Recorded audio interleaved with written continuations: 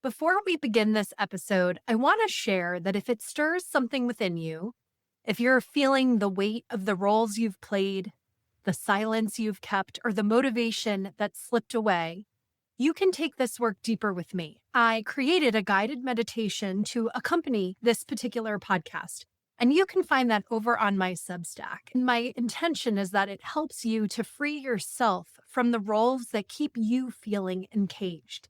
It's available now for my paid subscribers, and the link is in my show notes. This meditation is about finally feeling free enough to be yourself. So feel free after the episode to head over to my Substack and find the full meditation called Step Out of the Cage there. The world is waking up, and you finding your way here today is no coincidence. The spirit world always has a way of guiding us where we most need to be at the absolute perfect time. I'm your host, Lindsay Morlock, and you're listening to the Guided Podcast, where we explore how the spirit world works on our behalf to guide us along our paths. This is where you'll learn how to live a life that is both conscious and connected, so you can supercharge your pathway to healing and open to life's magic and miracles. Come along this journey to see how guided you truly are. Hi, everyone. Welcome back to the Guided Podcast. I'm your host, Lindsay Morlock, and this week I'm continuing the conversation we started in last week's episode, where I shared a personal story about living in what felt like energetic captivity. At the time, I believed I had a motivation problem. I thought something was wrong with me because I couldn't get myself to move forward, to create, to feel alive again. But what I've come to realize is that I wasn't lazy. And I wasn't actually stuck. I was living inside someone else's energetic field, so fused with their expectations and their emotional landscape that my own nervous system collapsed under the weight of it. So that's what we're talking about today, not just codependency, not just emotional labor, but enmeshment and what I'm calling energetic containment. Because so many of us are living in the orbit of someone with covert control patterns. That might be a romantic partner, a friend, a family member, a coach, a colleague, a spiritual leader. Sometimes it's a group or a community. And sometimes the container isn't overtly abusive. It might seem loving. It might seem spiritual. It might seem supportive. But underneath all of that, you're actually shrinking. You're contorting yourself to maintain harmony. You keep the peace by suppressing your truth, or you shapeshift into who you think someone wants you to be. And little by little, your own life force energy gets siphoned off, used to maintain their comfort, their approval, and their image. That's what happened to me. So last week, I described what it was like to live in what felt like a cage. And this week, I want to dive more deeply into why. Not because someone came out and said, hey, here's what you're allowed to feel. No one overtly told me how to act or who to be, but I shrank anyway. I silenced myself. The cage didn't have bars, but it did have rules, silent ones. And it had roles and expectations under the surface, ones that I wasn't allowed to name. And the moment I started naming them, the moment I started setting boundaries, reclaiming my space, and refusing to keep betraying myself, the relationship started to fall apart. And that was perhaps the clearest confirmation that the cage was real. So let's talk about what I mean when I say containment. Because in clinical psychology, containment is actually a good thing. It's the ability to hold emotional intensity without becoming reactive or fused. It means offering grounded presence, creating safety, not suppression. So true containment allows you to stay in your experience without needing to fix or be fixed. It's about holding, not hijacking. But the kind of containment I'm speaking to here isn't actually psychological. It's energetic. It's spiritual, it's soul deep. It's what happens when your energy starts shrinking to fit someone else's needs, when your body starts bracing, when your truth gets buried, when your worth feels conditional. And when you can't fully expand because expansion would actually threaten the relationship dynamic. So what I'm calling containment is actually what we might clinically name enmeshment or energetic over-identification. But I like to use the word containment here very intentionally because it captures the soul level experience of feeling boxed in, of being leashed, of being muted, of being energetically contained. So containment in this context is not someone holding space for your bigness. It's the experience of your energy being confined for someone else's comfort. And when our worthiness wound gets tangled up in someone else's emotions or approval, that containment turns into captivity. And that's what I experienced. And maybe it's something that you felt too. So where does this kind of energetic containment actually show up? Now, the most obvious place it happens is in relationships where one person is codependent and the other has covert control patterns. So this is what some would label as narcissistic or controlling, even if not in an overt way. That dynamic is so common because these dynamics literally play off of each other's wounds. So one person is constantly adapting, over functioning, carrying the emotional labor, reading the room, walking on eggshells, anticipating needs, trying to stay safe by staying in tune. Whereas the other person may not be intentionally malicious, but when their image or authority or emotional comfort is challenged, they withdraw, they punish, they gaslight, or they might even use forms of silence or avoidance to reassert control. And if you're the one doing all the shape-shifting, it can start to feel like if I speak up, I might be punished or I might be discarded. That's the energy of it. You might not even realize that's the message you're getting until you start actually trying to reclaim your voice, because that's when things can really start to unravel because you're challenging the dynamic. But containment doesn't just happen in obvious dynamics. It can also show up in more subtle, spiritual, or even seemingly loving relationships. It's not always loud or abusive. Sometimes it happens inside families. Sometimes friend groups or partnerships that look good from the outside, but where you don't feel fully free on the inside. You're not silenced through cruelty per se, but you're silenced through things like guilt, through obligation, through spiritual bypass, through the fear of disappointing someone. And you might think to yourself, I can't have a bad day. I'm supposed to be the regulated one in this relationship. Or you might hear yourself saying something to the effect of, if I say no, they're going to think I'm selfish. That's how these energetic bars get built, quietly, subtly, but with real weight. And then there are these dynamics that form between two people who genuinely care about each other, two people who would never want to hurt one another, but where fear or ego starts to drive the connection instead of the soul. So one person becomes the fixer, the helper, the adapter, while the other person becomes more dominant, not out of cruelty, but out of their own fear of being abandoned or being unseen. So one person shapeshifts to avoid conflict, while the other person unconsciously clings or tries to manage the other's choices out of their own discomfort. And before you know it, that containment is formed, even though love is there, even though both people may have good intentions. The truth is, energetic containment doesn't always come from toxic people. It comes from wounded patterns. It comes from fear. It comes from people who don't know how to hold their own pain, so they make you responsible for it. It also can come from people who don't know how to let others have freedom. They confuse love with control. And I'll be honest, even though I'm telling one primary story in this episode, one primary relationship dynamic, this pattern has shown up for me in a lot of different dynamics over the years. And the more I heal, the more I see it.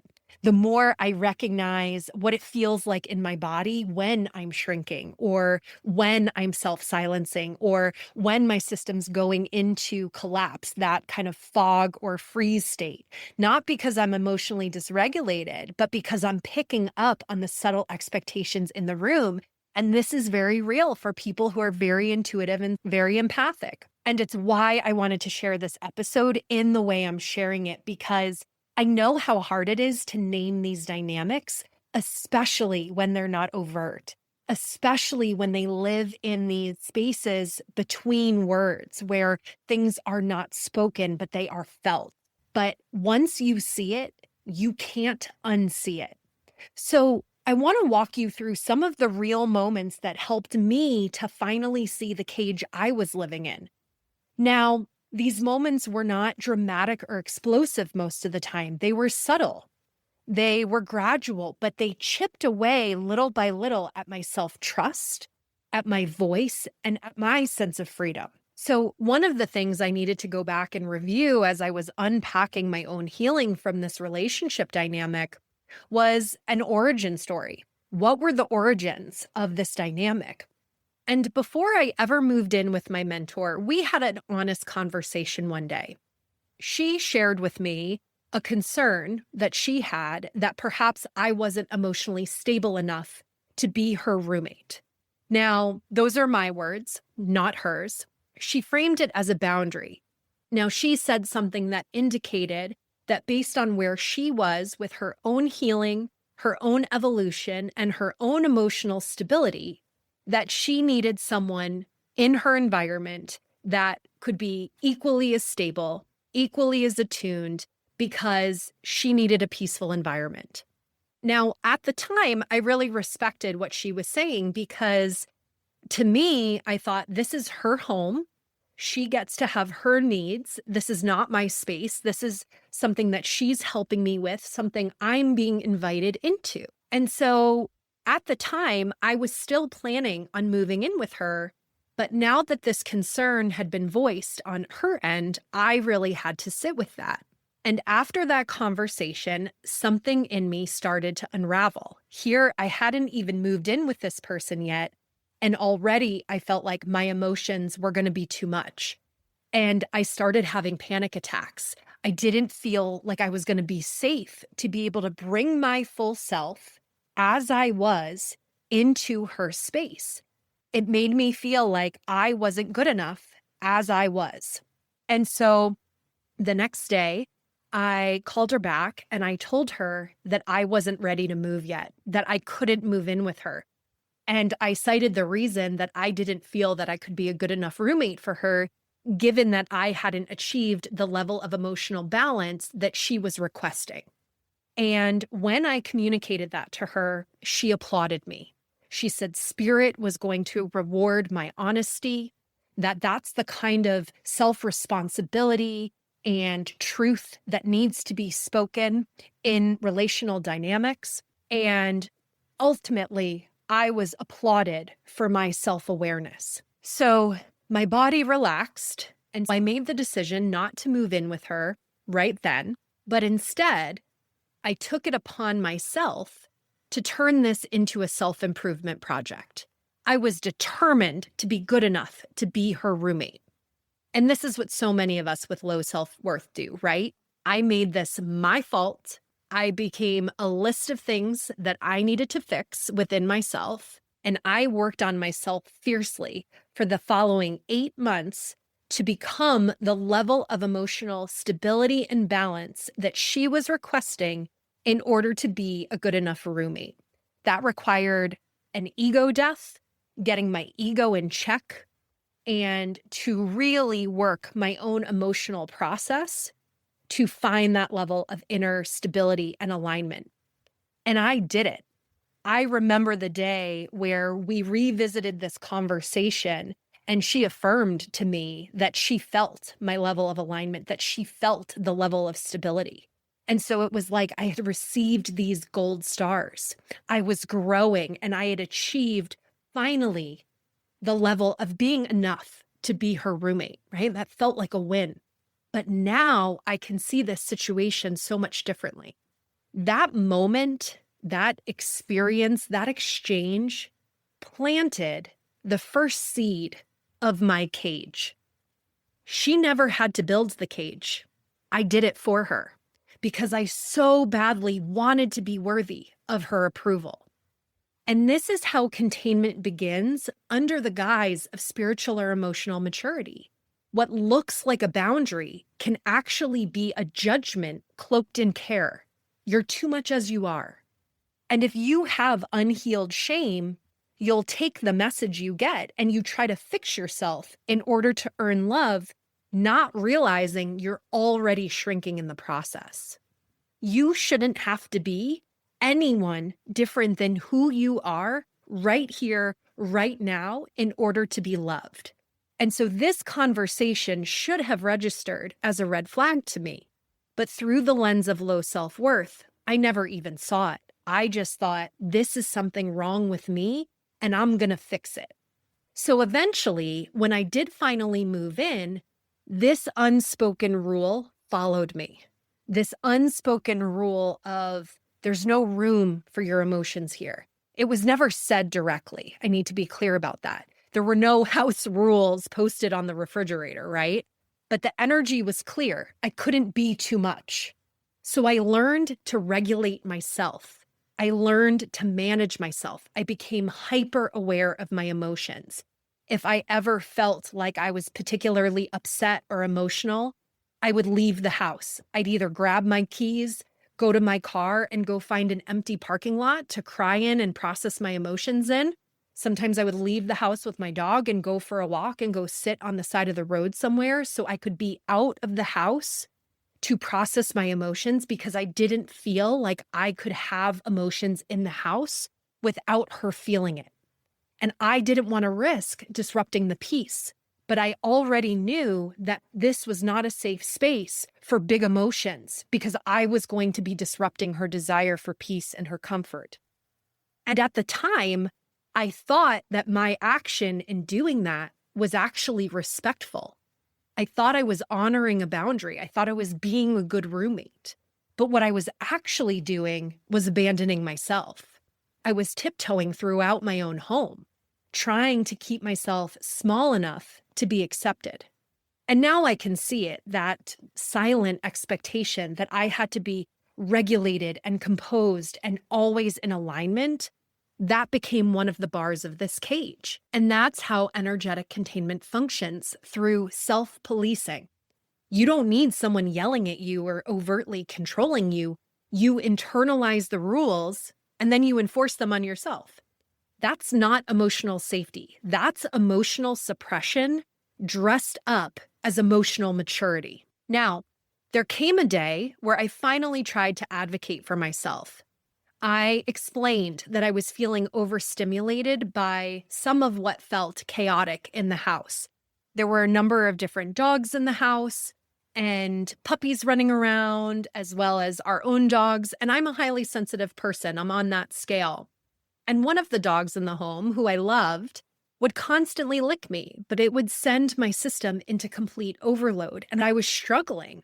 And when I named that, when I named the combo platter of the constant licking, when I named the chaos of the puppies and the different messes in the house and how that was impacting me, I was met with a comment that implied that if I were in emotional alignment, these things wouldn't bother me, and another comment that suggested these cute little puppies couldn't possibly affect me in any negative way. And just like that, my own sensory sensitivity, something that is very real, something that is a valid part of how I'm wired, was pathologized. My truth didn't fit their framework, so it had to be reframed as my defect. And I remember thinking, wait a second, is this really spiritual guidance, or is this just control cloaked in spiritual language? And ultimately, this is spiritual gaslighting. This is what happens when someone uses spiritual lingo to dismiss your lived experience. And instead of asking what you need or honoring your nervous system, they frame your discomfort as a sign of your misalignment. It's sort of this subtle way of saying your truth is wrong and my version of truth is more spiritually evolved. Now, before I moved in, this person made it clear to me that we needed boundaries around our coaching dynamic. Because she had been my coach, but now because we would be roommates, she told me that if I needed coaching or emotional support, that I would need to ask her directly and schedule a specific time. She didn't want to feel like she was constantly working and constantly on just because we were living together. And I agreed, that felt very fair. But what ended up happening was something very different. I would be finding myself making breakfast, walking around the house, or doing something outside. And then suddenly, I would be hit with unsolicited guidance, some sort of spiritual download that came through her, something that I was supposed to receive with openness, no matter what I was doing or where I was emotionally or mentally in the moment.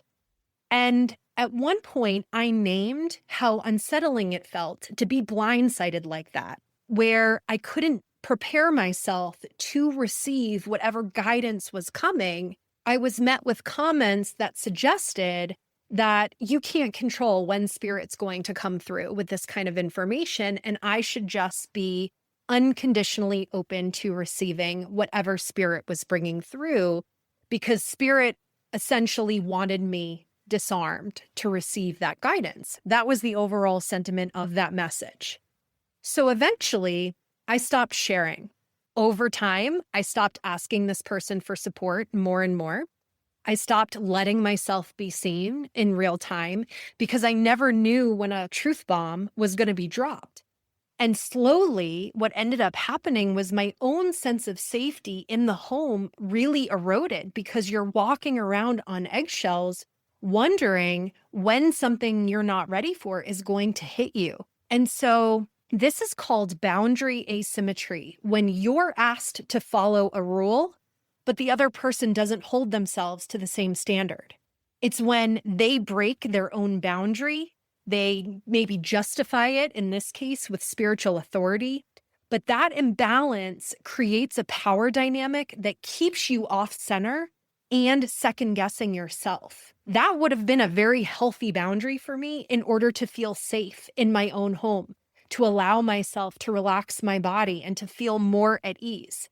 There wasn't anything wrong with me wanting that boundary, but I overrode my own knowing and I overrode my intuition under the guise of, well, I should just be grateful for whatever information is coming through. And that's how I ended up circumventing my own guidance, gaslighting myself, and keeping myself contained in yet another way.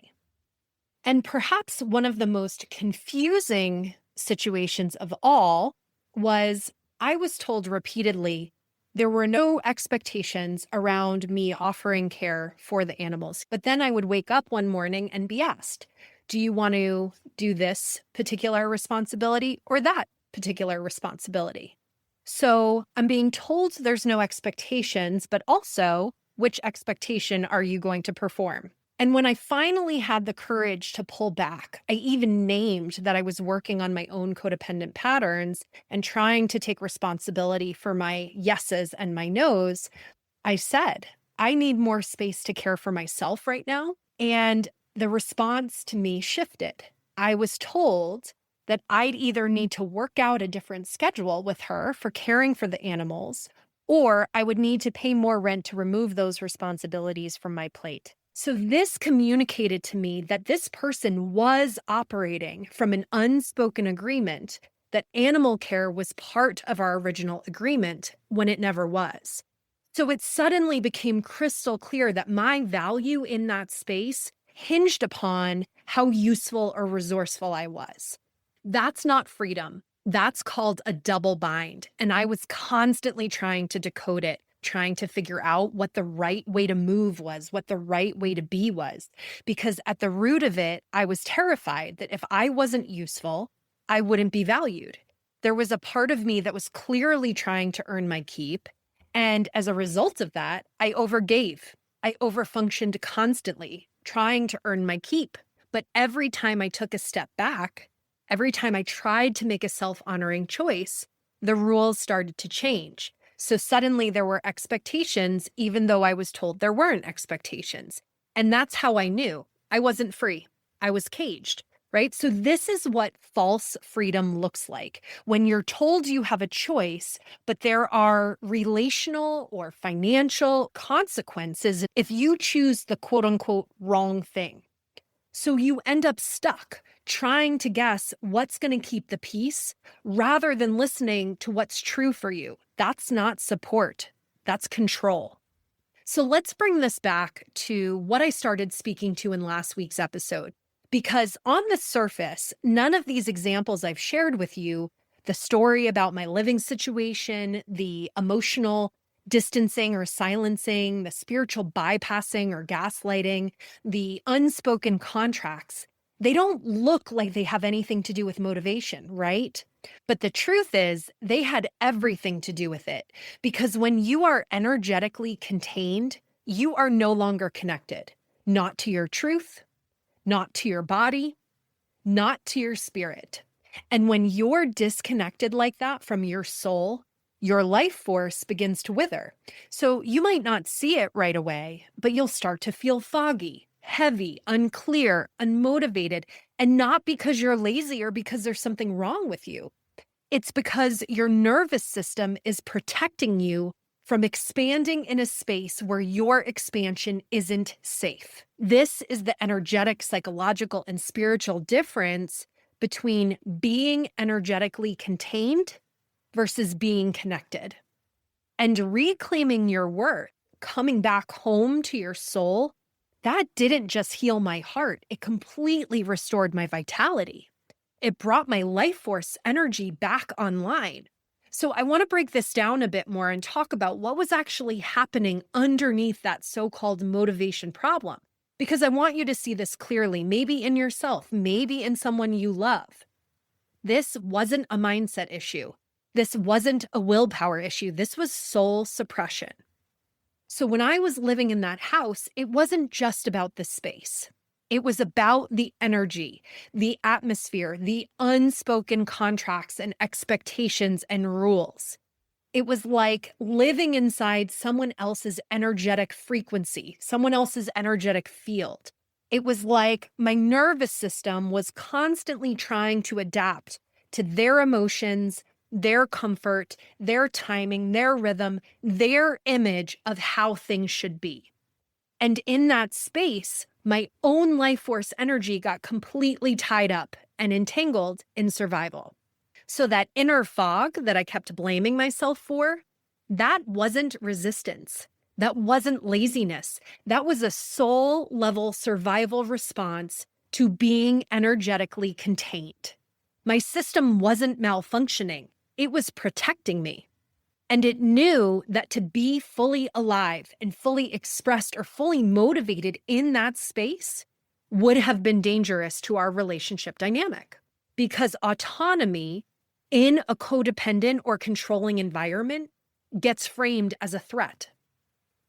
So this wasn't a motivation problem. This was energetic entrapment. And that's the first thing I want you to hear. Motivation isn't something you try harder to have. It's something that emerges when your soul actually feels safe enough to be seen. You know, we tend to think of motivation as if it's a trait, like we either have it or we don't. But it's not a trait. It's a response to safety and alignment. It's what happens when our body softens and when our soul knows that it has space to breathe, when our truth is no longer being contorted to fit someone else's mold. You don't lose your clarity. You don't lose your drive. You lose permission to belong fully to yourself. And that's really important to recognize. And for me, the first sign of aliveness returning, it didn't come from sitting down to work harder. It came through art. It came through music, through play, through moments that weren't about performing or producing, just simply being. I picked up my guitar. I took spontaneous drives. I went on hikes. I painted. I let myself exist without needing to prove anything. And that was medicine. Because when you're living in a system where your worth has been tied to output, usefulness, or emotional management, then simply being is the most radical thing you can do because it says, I matter, even if I'm not fixing anything, even if I'm not doing anything, even if I'm too much, even if I'm not needed. And spirit didn't rush my clarity because they couldn't. My soul couldn't build anything real on contaminated soil. The confusion I was in, that fog that I sat in for months, that wasn't failure. That was protection. My system was still untangling from fantasy bonds, from old power structures, from control dynamics, from shame, from the grief of who I thought I needed to be in order to be loved. It was only once I let all of that collapse. Only once I let myself stop trying to earn my place in someone else's story.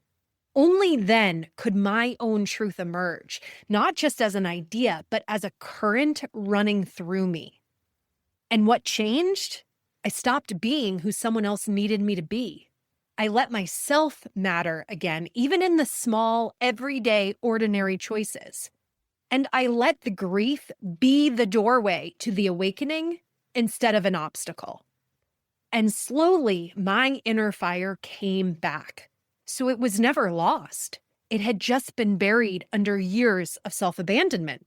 So from a spiritual perspective, motivation doesn't return because we force it. It returns because we clear the blockage. We remove what's been draining our life force energy. So it's not something that's summoned. It's something that's restored. And here's what that return looked like for me energetically, spiritually, practically. When I finally cut the energetic tether, when I chose myself, my essence came back to me. The energy I had been spending managing someone else's emotional landscape and environment returned to my center.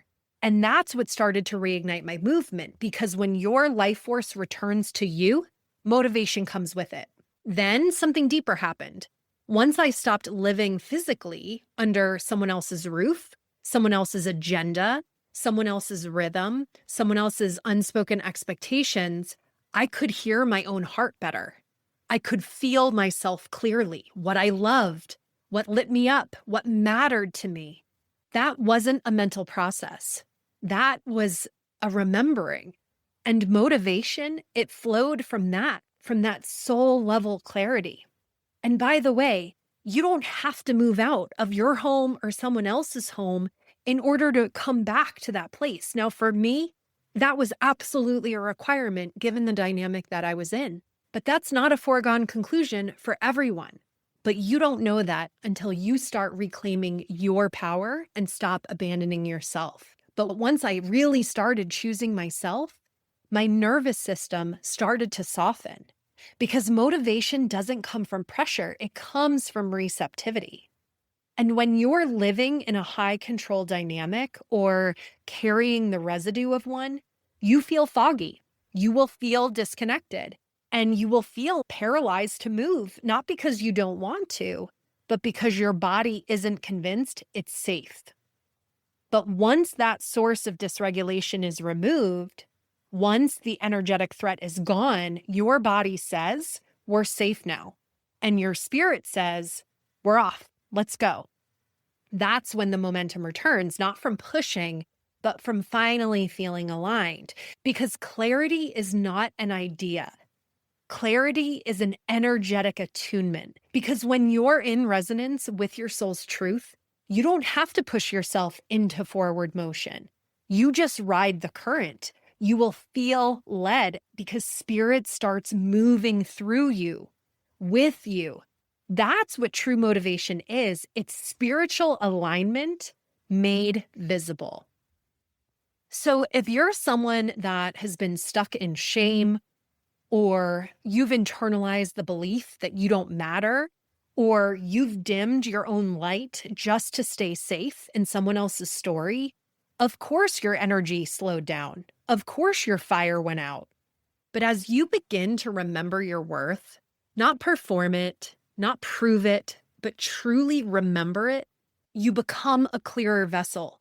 The channel opens. Your spirit will feel like it's flowing again. Motivation doesn't need to be generated, it arrives. You don't become motivated. You become available to your soul's movement. And I've got to be honest with you, my soul now, it is on fire. When I look at what I accomplish each and every day in the business I'm building, the content I'm creating, the depth I'm holding, the clients I'm supporting, the vision I'm casting, I have built something I am deeply proud of, something that is so unique, authentic, and deeply me, something that is so reflective of my integrity that the motivation just keeps moving through me in spades. And what's wild is I have built more in the past 5 months than I did in 3 years of that energetic captivity. And not just because I had more time, but because I had more of me, because my soul was finally the one leading me through. And that includes resting. That includes pausing, listening to my body, not pushing myself past my capacity. But the way I move through my days now, the joy I feel, the alignment I live inside, the way creativity is just flowing through me without me trying to squeeze it out of myself. It didn't come from figuring something out. It just emerged. It came because I stopped shapeshifting, because I stopped contorting myself around someone else's needs. I stopped trying to figure out who I needed to be in order to be loved and accepted, and just pulled myself out of someone else's energetic orbit and started tuning into my own. And from that place, everything opened. It was like someone just turned all the lights back on. My energy returned, ideas flowed, clarity restored, momentum built. And every day I just create with ease. And I'm often amazed at what I accomplish in a single day, not because I'm grinding, but just because I'm lit up.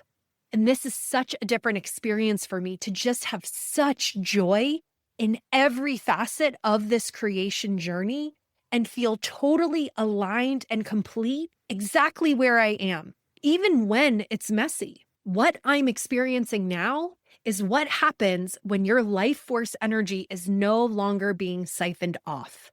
This is what happens when your energy finally returns to you, when you're no longer contained, but actually connected. Because that shift from being contained to connected, it changes everything. Because when you're living in enmeshment, your soul doesn't have room to breathe. And when your soul doesn't have room to breathe, that motivation will dry up, your clarity will disappear, and your body goes into survival mode. But when that containment breaks, when you return to yourself, that energy begins to flow again, not because you force it, but because you're no longer blocking it. So I want to reiterate what this actually looks like, how this restoration happens in real time, and how your body and your spirit and your creative life begin to come back online. This isn't theoretical. This is energetic. It's spiritual, it's somatic, and it's real. And it bears repeating. First, your life force reclaims its space. So when you've been living in a state of over-attunement to others, constantly monitoring their needs, regulating their energy, adapting to their moods, your own energy gets rerouted. You stop living for yourself and start living as this emotional buffer. But when that external tether is cut, whether through rupture, choice, or even a slow unraveling, your energy will start returning to center. You stop leaking energy. You stop bracing. And suddenly, there's the movement again. That's what happened to me. As soon as I left that house, my energy surged back in. Not because I willed it to, but because I finally had the space to hold it. That's what motivation actually is. Your life force energy flowing freely through your own body again. And then something sacred happens from there. Your soul remembers why it came. Because underneath all the noise, all the survival patterns, all the shape-shifting, your soul has always known its purpose. It just got buried under someone else's expectations. But when you start reclaiming your sovereignty, your soul starts whispering again. You remember what brings you joy, what lights you up, what matters to you, not in some vague, lofty way, but in a grounded daily knowing. Motivation doesn't need to be summoned. It arises when your soul gets to say yes again. And your nervous system, after all that bracing, finally begins to soften. Because here's the thing, creativity, inspiration, forward motion, none of it flows if your system doesn't feel safe. Containment creates this low-grade freeze or fawn or fog response. You feel disconnected. You feel off. You try to push, but nothing moves. But once the source of that dysregulation is removed, once the control or the pressure or the energetic entanglement dissolves, your body exhales. And that's when your system becomes receptive. That's when the flow returns. And when you feel that clarity again, when you feel the clean yes of truth in your body, you don't have to manufacture momentum because clarity is its own current. It literally moves you. So you don't force yourself forward, you ride the resonance. You feel spirit moving through you, not just around you. That's what it means to be soul-led. That's what real sustainable momentum looks like. And last, but perhaps most importantly, your worthiness reopens the channel. Because if you've been told directly or indirectly that you're too much or you're not enough, if you've internalized the belief that you have to earn your value or prove your worth, then of course your energy has been slow. Of course your creativity has felt blocked. But the minute you stop trying to perform worth and start remembering it, your channel will clear. You stop asking permission to be your bright, brilliant self. You stop waiting to be validated by others before you move. You just move. Spirit flows. Ideas pour in. Action becomes easeful. Motivation doesn't have to be generated. It arrives. You don't become motivated. You become available to your own soul's movement. And that is the freedom I wish for every single one of you. What I've come to understand is that these dynamics aren't always loud. They're not always obvious. That's what made them so hard to see. But every time I tried to reclaim my boundaries, every time I took back my power, every time I stopped playing the silent role that I had been assigned, the relationship unraveled a little more. And that's how I knew. That's how I knew I had been energetically contained. That's how I knew I had been enmeshed. Because freedom wasn't welcome there. And truth in the dynamic was always a threat. The more I honored my own inner truth, the more I began to realize self-worth isn't something we earn. It's something we come home to. And when I stopped outsourcing my safety, when I stopped performing for approval, when I finally began to belong to myself again, I started creating a life that felt like mine. A life that feels prosperous, not because of how it looks on the outside, but because it's rooted in alignment, integrity, authenticity, peace, and joy on the inside. If you're hearing yourself in my words right now, and if you're ready to find your way back home to yourself, if you're longing to live a life that actually reflects your true worth, I encourage you to take my free worthiness wound quiz to discover what's keeping you small. And this way you can receive support and resources to begin reconnecting to your power, your voice, and your most prosperous life. And if you're already a paid subscriber on Substack, you can listen to my new guided meditation, which is called Stepping Out of the Cage. This will help you energetically release the roles you might be carrying and start to reconnect to your soul's truth. Because your healing matters and you matter. So until next time, bye for now. Thank you so much for listening to the Guided Podcast. If you enjoyed this episode, I would be so grateful if you would share it with a friend or even leave me a review so we can ensure that it makes its way into the ears of listeners who need to hear these messages most. Until next time, may you remember how guided you truly are.